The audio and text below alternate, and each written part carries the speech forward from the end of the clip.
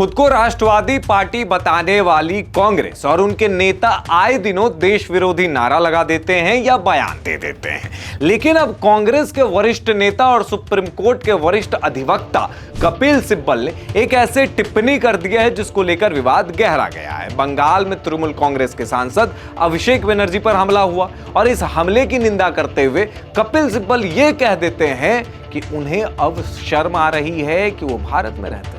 जी हां, आप सही सुन रहे, कपिल सिब्बल को अब भारत में रहने से शर्म आने लगी है। वो यहां वकालत करते हैं, करोड़ों रुपए कमाते हैं, बड़ी बड़ी गाड़ियों से चलते हैं, देश के संसाधनों का उपयोग करते हैं और यहीं से राज्यसभा सांसद भी हैं, लेकिन फिर भी उन्हें भारत में रहने में अब शर्म आ रही है।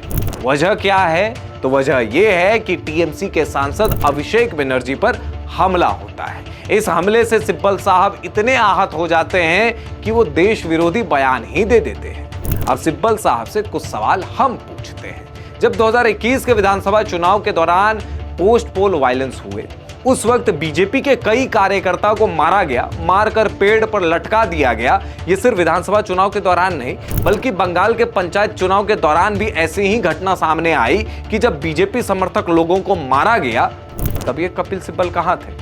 तब क्यों चुप थे? तब क्यों नहीं इन्हें शर्म आ रही थी? तब इन्हें ना संविधान याद आया, ना ही लोकतंत्र। जब इसी बंगाल में गृह मंत्री अमित शाह के हेलीकॉप्टर को उतरने की इजाजत ममता बनर्जी नहीं देती है, तब इन्हें संविधान की याद नहीं आती। कैलाश विजयवर्गीय और जेपी नड्डा के काफिले पर हमला किया जाता है, तब इन्हें संविधान याद नहीं आता।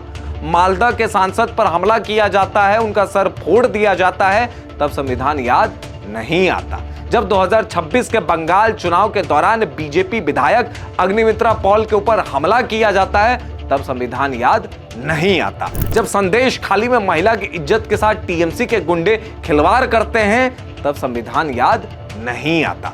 कपिल सिब्बल के इस दो मुंहेपन पर बंगाल बीजेपी के नेता दिलीप घोष का भी एक धमाकेदार बयान आ गया है। उन्होंने कपिल सिब्बल को बंगाल में आमंत्रित किया और कहा कि बंगाल आकर देखिए कि बंगाल की दशा कैसी बदल गई है। वैसे इस दो मुंहेपन का कुछ नहीं हो सकता है, क्योंकि कपिल सिब्बल जी तो सोनिया गांधी ब्रिगेड के वफादार हैं। इसलिए दो मुंहापन तो आएगा ही और देश विरोधी बयान भी आएंगे, क्योंकि एसी कमरे में बैठकर ज्ञान देना सबसे आसान है।